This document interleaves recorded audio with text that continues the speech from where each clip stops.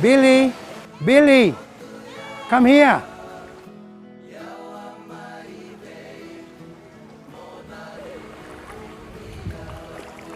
Bula, Billy, I'm David. Bula, I'm Billy. Come with me, I'm going to tell you a story. All right, thank you.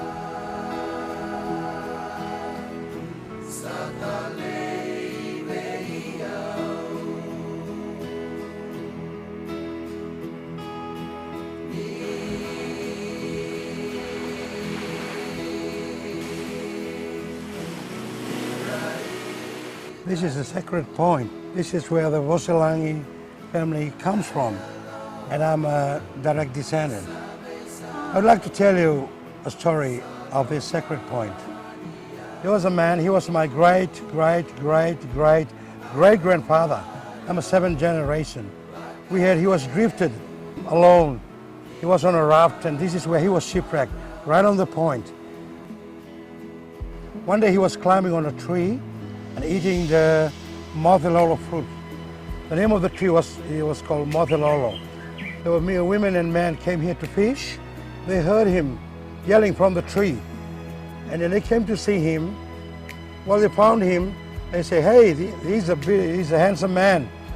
Let's take him and make him our first paramount chief. And they were so happy because he was so handsome. And the story was, they carried him on their backs right onto the village. When they were just about to arrive in the village, they were just about to install the paramount chief. And they say, hey, stop. We got someone here, he's so handsome. Let's make this one our paramount chief. And they made him the first paramount chief of this province. And he was the first Kalebu. Kalebu means big one. And that's the title of our paramount chief of this province. And his name was Ratu Aisea Wakanimolikula Voselangi. And this sacred point is named after our family. It's called Voselangi Point, and it's sacred. In English, it means voice from heaven or word from heaven. And we don't allow the management to build anything here because this is taboo and it belongs to the family. So it's always here so we can pass it on to the young ones. It's a history about the family. Okay? Naka. Naka Vakalevu, David. Thank you for telling me that. You're welcome.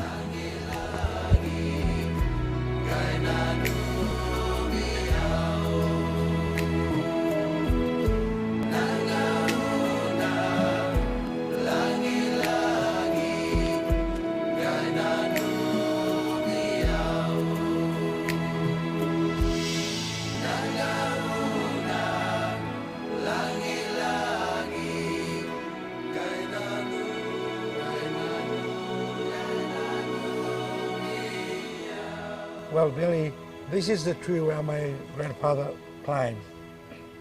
And it's got fruit. See the fruit? Oh, yeah. He was eating the fruits, and the fruit of this tree, the mother tree, stuck on his throat. And that's how the women and the men who came fishing found him, because he was trying to say, help, with that fruit stucking on his throat. And that's where the name of this province comes from. It's called Nandronga. Ndronga means house. Yeah. So this is the mothelolo tree. It bears fruit, and when it's ripe, it's eatable. But we use this to make lace. Beautiful smell. Beautiful smell. You can smell it. Oh, that's beautiful. Yes.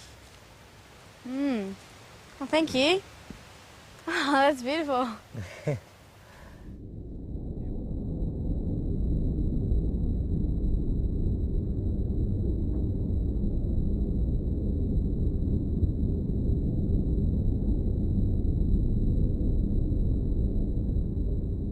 All I'm going to tell you about is Meke. Meke is Fijian traditional dances. Meke is a dance at the next story. In Meke, we show you our histories, our legends, mythology, all put up in acts and dances. Meke can be performed by men, women, and children. Women perform sitting down dance, Wakamalolo, a standing up dance, Sea, or fan dance, a Mekeiri. And men perform traditional spear dance and traditional club dance. Meke can be accompanied by singing or chanting, accompanied by the thumping of bamboo, the clapping of sticks, and the beating of a steel drum lally. Meke is a dance at an story. And Josh, can you tell me a little bit about traditional dance? We have two very effective weapons which we use in traditional dance. One is a spear, which can be thrust hit a target 50 meters away, and a club, mostly used in close combat. Traditionally, these two weapons we used way back in old Fiji in traditional warfare. Nowadays, they're very special. We use them in traditional entertainment to show everyone how fierce tribal fighting were. So these were the main reasons why we use spear and clubs nowadays in traditional Meke.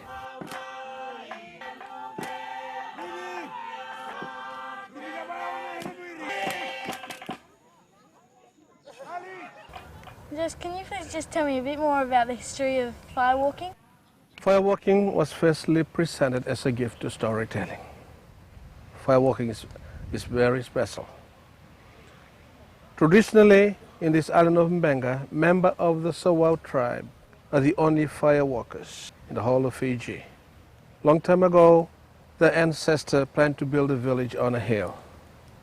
The village was called Navakaisese, a very big village, well fortified. And right at the center of the villager built a special hut which belonged to the tribe storyteller.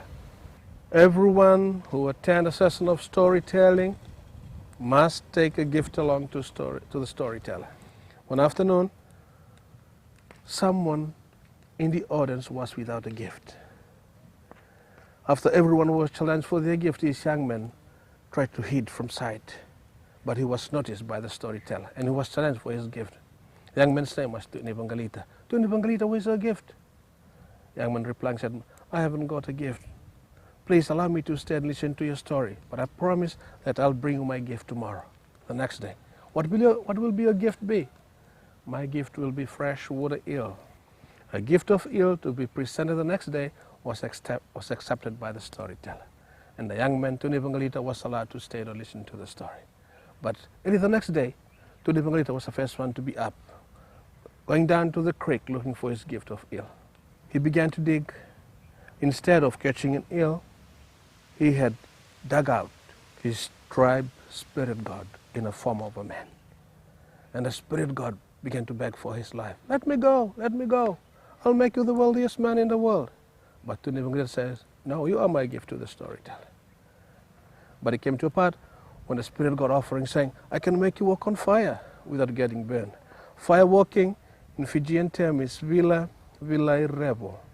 When translated to your language, Billy, it simply means jump into the pit of fire. This was accepted by Tuni Bangalita. And he allowed the spirit god to show him how firewalking was done. So from the early days until today, the famous firewalkers from Benga, who belong or members of the Sawau tribe, are the famous traditional firewalkers of Fiji.